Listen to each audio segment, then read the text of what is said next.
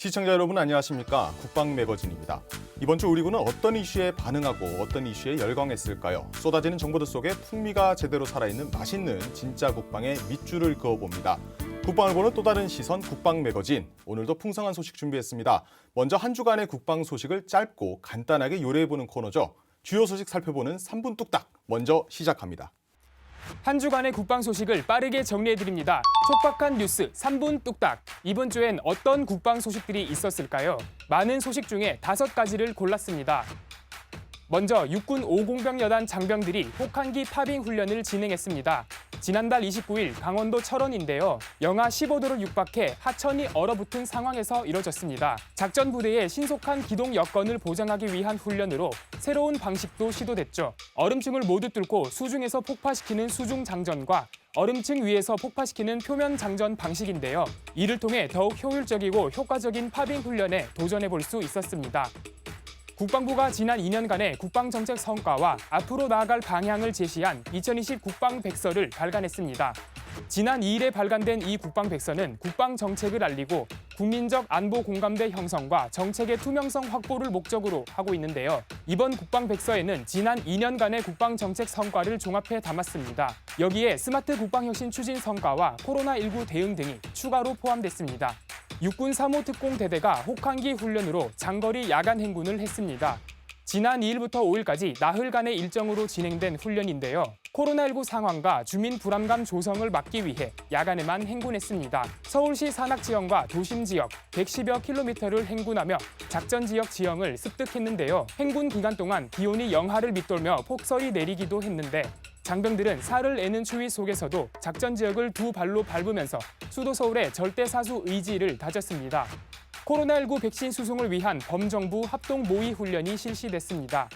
지난 1일부터 3일까지 실시된 이번 훈련은 문재인 대통령도 참관했습니다. 백신 수송에서 보관까지 전 과정에 대한 모의 훈련인데요. 우리 군은 수송의 주축을 담당하며 호위를 맡았죠. 특수 차량을 이용해 호위를 하고 의약품 보관 창고도 지켰는데요. 코로나19로부터 국민들을 지키며 정상적인 일상으로 돌아가기 위한 우리 군의 노력은 지금도 계속되고 있습니다. 혹시 몇 초 남았습니까? 네, 마지막입니다. 육군 703 특공연대와 13항공단이 합동으로 혹한기 훈련을 진행했습니다. 지난 1일부터 4박 5일간 KCTC 과학화 훈련장에서 진행됐는데요. 혹한의 날씨 속에서도 생존 능력을 배양하고 지상부대와 항공부대의 협동훈련을 통해 통합작전 수행 능력을 높였습니다. 703 특공연대는 무박 2일 산악 침투를 통해 탐색 경멸 훈련을 실시해 극한의 상황도 극복 가능한 완벽한 전투준비 태세를 준비했습니다. 또 13항공단은 적 은거지 예상 지역의 공중저격수 운용을 통해 공중경멸 TF 운용 능력도 향상시켰는데요. 적지 중심 작전관 원활한 작전 지속 지원을 위해 화물 적재와 투하 등 공중 재보급 절차를 숙달했습니다. 지금까지 촉박한 뉴스 3분 뚝딱이었습니다. 끝! 네, 이번에는 지난 사골처럼 우려낸 깊은 뉴스, 기자들의 속풀이를 제대로 듣는 시간입니다. 이번 주에는 코로나19 백신 가운데 우리나라에 처음 들어오는 백신인 화이자 백신이죠. 여기에 담긴 비밀 수송 장면을 제대로 속풀이해봅니다. 관련 내용 먼저 영상으로 살펴보겠습니다.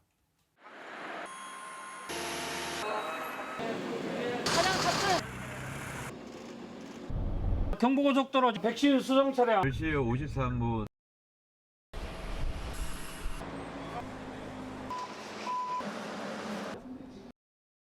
영상을 먼저 봤습니다. 정부가 전 국민들의 화제의 관심사죠. 코로나19 백신의 안전한 수송을 위해서 정부가 합동 모의 훈련을 진행했습니다. 네, 맞습니다. 백신 공동구매와 배분을 위한 국제 프로젝트죠. 코백스 퍼실리티를 통해 확보한 화이자 백신 물량 가운데 약 6만 명분이 설 연휴 직후인 이달 중순에 들어올 예정인데요. 이 코로나 백신을 사수하기 위한 정부 합동 수송 모의 훈련이 진행이 됐습니다. 네, 정부가 진행한 합동 모의 수송 훈련이라고 표현을 해줬습니다. 네. 사실 또 온도에 민감한 백신이잖아요. 이 백신을 사수하기 위한 007 작전이라고 표현이 돼 있는데 어떻게 진행됐습니까? 네, 먼저 간단하게 그림을 통해 설명드리겠습니다. 일단 9개 공장에서 생산된 백신이 운반 시설과 항공편을 통해 인천공항에 도착합니다. 그리고 여기서부터 수송과 출하, 승인이 이뤄져야 하는데요. 냉동 물류 창고와 냉동 트럭들을 거쳐 예방접종센터와 위탁 의료기관까지 안전하게 도착하는 과정을 연습하는 겁니다. 네, 가장 중요한 부분 같아요. 누가 연습에 참여를 했습니까? 네, 중앙방역대책본부는 백신을 유통하는 과정에서 냉장 온도 유지, 차량 안전 이동 등을 점검하는 훈련을 총괄했고요. 질병관리청과 국방부, 경찰, 관세청, 식품의약품안전처 등이 참여했습니다. 네, 또 사실 또 질병관리청과 국방부 그리고 뭐 경찰까지도 대규모로 참여한 훈련이라고 했는데 또 사실 또 생각해보면 인천공항 도착 이후부터의 과정이라는 겁니다. 제일 중요한 게 또 온도 사수 아니겠습니까? 네, 맞습니다. 사진에 보시는 것처럼 화이자 백신은 바이러스의 유전 정보가 담긴 기술을 이용해 개발된 이른바 핵산 백신인데요. 보관과 유통에서 영하 75도 이하 초저온 냉동의 콜드체인 시스템이 유지돼야 제대로 성능을 발휘할 수가 있습니다. 콜드체인이라고 말씀을 또 주셨어요. 네. 사실 또 이렇게 중요한 콜드체인 또 어떻게 관리를 또 이루어지는 거죠? 네, 화면을 보시면요. 네. 저기 보이는 백신의 상태를 위치 추적해서 실시간 관찰합니다. 우선 백신 포장 용기에 자동 온도 기록 장치가 설치되고요. 그리고 수송 차량에는 GPS를 다는 건데요. 이걸 통해 통합 관제센터에서는 원격으로 실시간 상태를 살핍니다. 만약 이상이 나타나서 안전한 온도를 이탈하면 즉각 관제센터에 보고됩니다. GPS까지 달아서 수송하는 것을 실시간으로 확인한다. 상당히 중요한 부분이었는데 뭐 사실 이렇게 안전하게 백신이 수송이 됐습니다. 그럼 접촉은 어떻게 됩니까? 네, 먼저 예방접종센터의 소형 냉동고에 백신을 보관했다가 해동 작업을 거쳐 접종을 하게 됩니다. 안전하게 접종하고 접종 후 이상 반응 모니터링도 예방접종센터의 역할인데요. 서울시에서는 국립중앙의료원에 예방접종센터가 설치가 됐습니다. 권역별로는 순천향대 천안병원과 조선대병원, 양산 부산대병원 등에 마련이 돼 있는 상태입니다. 네, 하산도 지역 그러니까 충청도, 전라도, 경상도에 각각 권역별로 설치를 하겠다는 겁니다. 네. 자, 다음은 시청하시는 분들께서도 상당히 궁금하실 것 같아서 먼저 주요 질문들로 한번 살펴보는 시간 가져보겠습니다. 먼저 첫 번째 질문입니다. 네, 먼저 오지 지역 상당히 중요하죠. 오지 지역 같은 경우에는 나이 드신 분들도 상당히 많고요. 오지 지역도 냉동 트럭으로 가나요? 아니면 뭐 항공기로 가게 되나요? 네, 항공기도 갑니다. 일단 백신 수송 차량은 질병청과 계약을 맺은 민간의약품 유통 전문업체 차량인데요.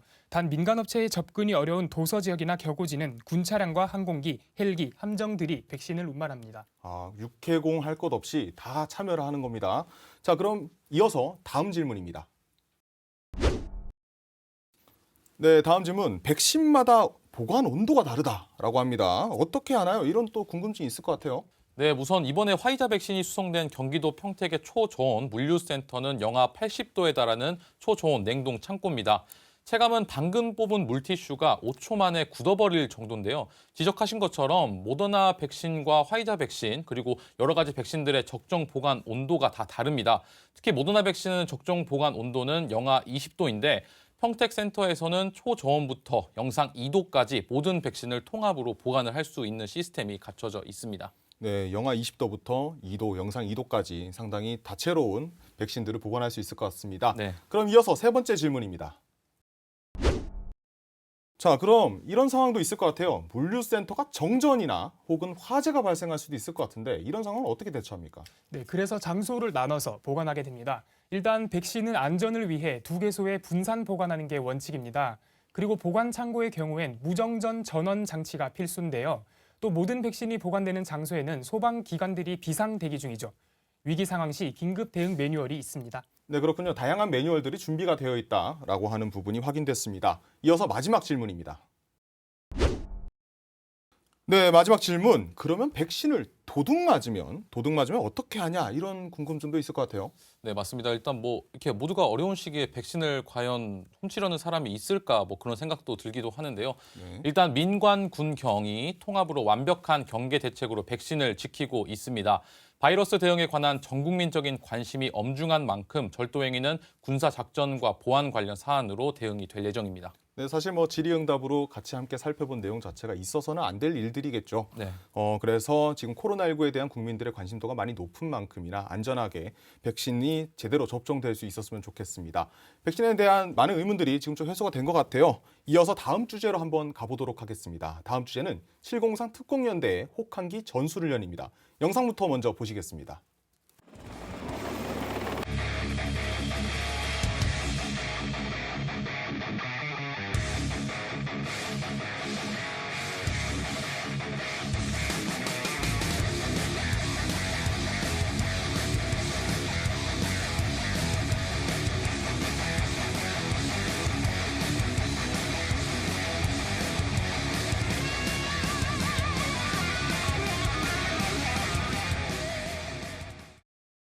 네, 보신 것처럼 이번 주제는 육군의 703 특공연대가 육군 13항공단과 함께 합동으로 진행한 혹한기 전술을 위한 소식입니다. 현장 다녀온 조 기자, 먼저 또 대략적인 설명 부탁드립니다. 네, 먼저 대한민국에서 가장 험준하고 높기로 유명한 설악산입니다. 다들 잘 아실 겁니다. 바로 여기서 4박 5일 동안 진행한 훈련인데요. 일단 현장에서 느낀 점은 정말 추웠습니다. 바람도 정말 많이 불었고 헬기가 만드는 하강풍 때문에 또 고생을 많이 하고 왔습니다. 상당히 안 그래도 추운 날씨에 상당히 고생을 많이 하신 것 같은데 네. 추운 날씨에 고생 많으셨습니다. 그래서 일단 또 새롭게 시작한 코너로 문을 또 열어보려고 합니다. 코너 속 코너, 기자의 비밀 수첩입니다. 기자가 취재 중 만난 비하인드 이야기들을 모아서 육하 원칙으로 풀어보는 시간인데 바로 첫 장부터 펼쳐보겠습니다. 네, 먼저 첫 페이지 문을 열어보겠습니다. 육군 703 특공연대 혹한기 훈련, 먼저 육하 원칙으로 풀어드립니다. 먼저 누가입니다. 육군 703 특공연대와 13항공단이겠죠. 언제는 지난 2월 1일부터 5일까지 4박 5일인데요. 강원도 인제 KCTC 훈련장에서 진행했습니다. 무엇을? 이건 합동 혹한기 훈련인데 적진 침투 능력 향상을 위해 공중 강습 훈련과 헬기 레펠 훈련, 그리고 저격수 훈련 등을 함께 진행을 했습니다. 네, 끝에 물음표가 있네요. 네. 예, 물음표 3개로 외를 꺼냈는데 그만큼 하고 싶다는 얘기가 많다는 거겠죠. 예, 이야기 계속 해주세요. 네, 맞습니다. 제가 하고 싶은 이야기가 많아서 자세한 사항들은 제가 키워드로 뽑았습니다. 먼저 첫 번째 키워드는 숫자 3입니다. 자, 키워드가 숫자 3입니다. 703 특공 그리고 13항공단이라서 3인가요? 네, 맞습니다. 6훈련에 참여한 부대에 숫자 3이 들어가 있죠. 이게 3군단 직할 부대를 의미하는 숫자입니다. 네, 그런데 여기 뭐 또 특별한 의미가 있습니까? 네, 의미가 있어서 제가 키워드를 3으로 뽑았습니다. 육군 3군단은 산악군단으로 불릴 만큼 작전 지역이 모두 험한 산으로 이루어져 있습니다. 강원도 설악산을 포함해 뻗어나오는 산맥을 모두 담당하고 있는 부대인데요. 산악 지형을 차로 기동하기에는 또 어려운 부분이 많이 따르잖아요. 그렇죠. 그렇기 때문에 공중 기동 자산이 꼭 필요한 부대입니다. 그래서 이날 훈련에 동원된 장비만 보더라도 기동 헬기인 수리온이 그 중심에 있습니다. 육군 3군단의 상황이 부여되면 13항공단의 수리온 헬기가 703 특공 장병들을 태우고 상황 발생 지점까지 공중으로 기동을 하기 때문에 산악군단을 상징하는 숫자 3을 첫 번째 키워드로 뽑았습니다. 네, 뭐 사실상 실전처럼 작전 지형에 맞게끔 이제 뭐 맞춤식 훈련을 진행한 거라 다름없다고 보여집니다. 네. 이어서 다음 키워드 한번 살펴보겠습니다. 네, 두 번째 키워드는 공중지휘소입니다. 공중지휘소요? 제가 알기로는 피사이 이런 게 있는 것 같은데. 네, 뭐 피사이도 공중지휘소긴 한데요. 네, 공중지휘소는 헬기를 이용한 저격수 사격 훈련을 설명하기 위해 제가 뽑은 키워드입니다.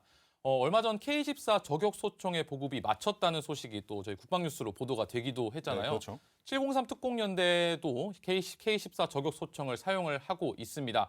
혹시 앞선 영상에서 특별하신 점 못 찾으셨나요? 뭐 사실 저격소총 조준경에 이제 휴대전화가 잠깐 보였던 것 같거든요. 네, 맞습니다.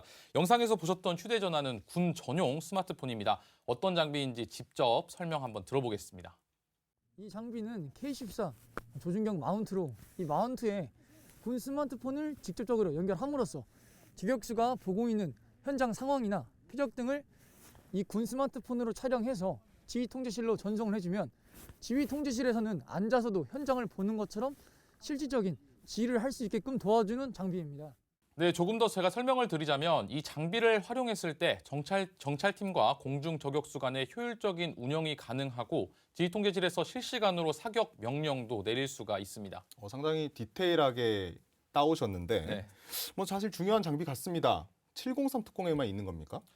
네, 좀 안타깝지만 이 장비는 부대 저격반에서 자체 구매한 장비입니다. 다른 부대에는 아직 없는 게 현실인데요. 부대 차원에서 상급 부대로 건의를 한 상태고 육군 지상작전사령부는 긍정적으로 검토를 하고 있다는 것까지 제가 확인을 할 수 있었습니다. 전력에 도움되는 장비니까 빨리 구비가 됐으면 좋겠습니다. 네. 자, 두 번째 키워드 이제 한번 공중지휘소까지 살펴봤는데 이제 마지막 키워드죠. 마지막 키워드 보겠습니다.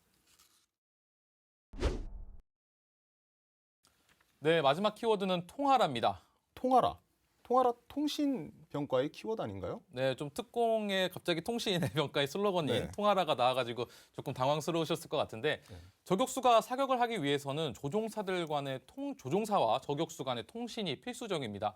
표적을 식별해도 헬기가 이동하지 않으면 사격을 할 수가 없고 또 표적을 조준했다고 하더라도 저격수가 해를 마주보고 있는 역광의 상황에서는 사격이 어려워서 항상 해를 등질 수 있도록 헬기 조종사와의 소통이 필수적인데요. 예를 들면 사진을 찍을 때 역광이면 피사체가 잘 안 나오잖아요. 그렇죠. 그런 점들을 보시면 쉽게 이해할 수 있을 겁니다. 또 현장에서 직접 보셨잖아요. 네. 저격수와 이제 말 그대로 조종사의 통신 어떻게 진행됩니까? 네, 비밀은 저격수 헬멧에 있었습니다.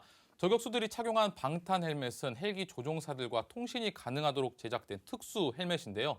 헬멧에 선 하나만 연결하면 헬기에 탑승한 모든 사람들과 이야기를 하는 것이 가능해진 겁니다. 하긴 헬기 자체가 워낙 시끄러우니까 네. 그런 부분이 있어야 될 것 같긴 합니다. 세 번째 키워드, 세 가지 키워드 모두 다 잘 살펴봤습니다. 비밀 수첩 첫 장의 끝으로 이제 또 이번 취재를 네 글자로 풀어보신다고요? 네, 제가 뽑은 네 글자는 난생 처음입니다. 먼저 제가 취재를 하면서 난생 처음으로 수리온을 타봤습니다. 네, 헬기가 기동 헬기라 그런지 확실히 공간도 넓고 의자도 또 많이 있더라고요. 네, 그리고 또 처음 보는 장비들도 정말 많았기 때문인데요. 앞으로도 우리 군을 취재하면서 난생 처음의 경험이 더욱 많아졌으면 좋겠습니다. 네, 마지막 네 자로 말해요까지 알차게 들어봤습니다. 다음은 SNS에 올라온 국방 이야기들을 살펴보는 시간입니다. 밀리터리 카페입니다.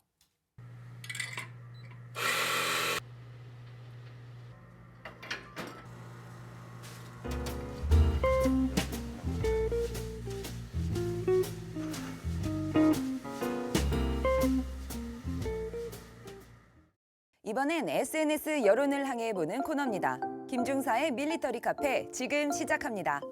새롭게 단장한 밀리터리 카페 시즌2. 달콤 쌉싸름한 커피 한 잔을 마시듯이 알기 쉽고 편한 국방 상식. 하지만 사이다 같은 한 방이 있죠. 알기 쉬운 뉴스 쏙쏙 전해드립니다. 그래서 오늘은 구독자 15만에 육박하는 대한민국 육군의 유튜브 ROK 아미에서 우리의 차륜형 장갑차가 임진강 물살을 제대로 가른 그 장면을 꼽았습니다. 지금부터 같이 현장으로 가보실까요? 의미심장한 분위기의 이곳. 희뿌연 연막이 임진강 주변을 뒤덮고 모두 비장한 표정으로 있습니다. 이미 하늘에는 정찰 드론이 강 반대편에 있는 적 상황을 파악한 상태인데요. 아군에 쏟아지는 어무 사격 속에 기동을 시작한 차륜형 장갑차. 무한한 질주 본능으로 이렇게 거친 엔진음을 쏟아내며 곧장 강으로 향합니다. 한치의 망설임도 없이 연막을 쏟아내며 내달리는 차륜형 장갑차. 어느덧 강의 중심부에 이르자 장갑차 바퀴가 모두 물에 잠겨버립니다. 하지만 지체할 틈이 없다. 아군의 쏟아지는 어무 사격 속에 곧장 상황을 극복한 뒤 어느덧 강을 건너가 목표를 점령합니다. 목표지인 건너편으로 건너가 차후 작전을 위한 교두보 확보에 성공! 빛나는 투지와 시원한 도하작전, 대한민국 육군입니다. 부대는 이번 도섭작전을 통해 미래 육군의 핵심 기동 장비인 차륜형 장갑차의 전술적 운용 방안을 새롭게 정립할 수 있게 됐는데요. 산악은 물론 수상까지 질주 본능 거침없는 차륜형 장갑차.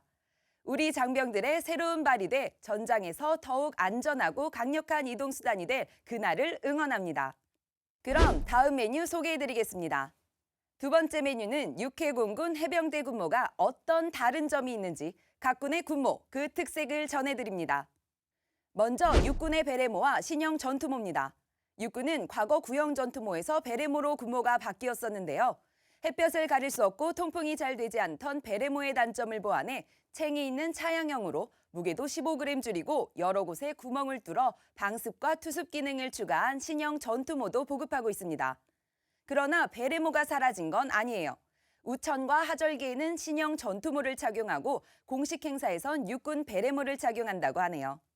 다음은 해군 수병의 군모 빵모입니다. 빵모의 정식 명칭은 병정모 B형인데요. 함정을 타고 바다를 항해하는 해군의 특성상 승조원들의 생존을 위한 모양으로 만들었습니다. 바가지 용도로 사용하는 건데요. 함정에 물이 들어오면 함정 밖으로 퍼내고 물이 부족하면 빗물을 받는 용도로 화재가 나면 모자에 물을 퍼서 임시 방화모로도 활용합니다. 공군의 근무모인 게리슨모도 볼까요? 챙이 없고 테두리를 크게 접은 모양인데요. 바람이 많이 부는 비행장에서 근무하는 공군에 적합합니다. 주로 근무모로 사용하고 있지만 필요시엔 정복에도 착용이 가능한데요. 착용법은 모자가 기울어지지 않게 앞 중심, 아래쪽 끝단이 양 미간 중간에 위치해야 합니다. 뒤로 젖혀지지 않게 앞니마 쪽에서 먼저 맞춰 뒤로 살짝 얹어주는 느낌으로 푹 눌러 쓰지 않게 주의해야 합니다. 여기서 한 가지 더! 게리슨모는 해군에서도 평상시 근무복을 착용할 때 근무모로 착용한다는 것 아셨나요? 마지막으로 해병대의 팔강무인데요. 팔강무는 얼룩무늬와 민무늬 두 종류입니다. 전투복에는 얼룩무늬를, 근무복에는 민무늬를 착용하는데요. 팔강무 외형은 미 해병대에서 유래했고 내면으론 해병대의 정신을 담고 있습니다. 팔각 중 오각은 신라시대 화랑도의 세속 5개를, 삼각은 욕심을 버리고 허식과 유흥을 삼가라는 삼금의 의미를 담고 있습니다. 이외에도 해당 업무에 따라 다양한 군모가 있는데요. 각 군의 군모 역사와 더 자세한 내용이 궁금하신 분들은 국방뉴스 유튜브 채널에서 궁금해를 검색해 보시길 바라고요. 제가 오늘 준비한 두 가지 메뉴 모두 전해드렸습니다. 다음 주 더 새로운 메뉴로 돌아올게요. 다음 주에도 저희 밀리터리 카페 많이 찾아주세요. 이번 주 국방 매거진이 준비한 내용은 여기까지입니다. 국방을 보는 새로운 시선 국방 매거진 다음 시간에도 다시 찾아뵙겠습니다. 시청해주신 여러분 고맙습니다.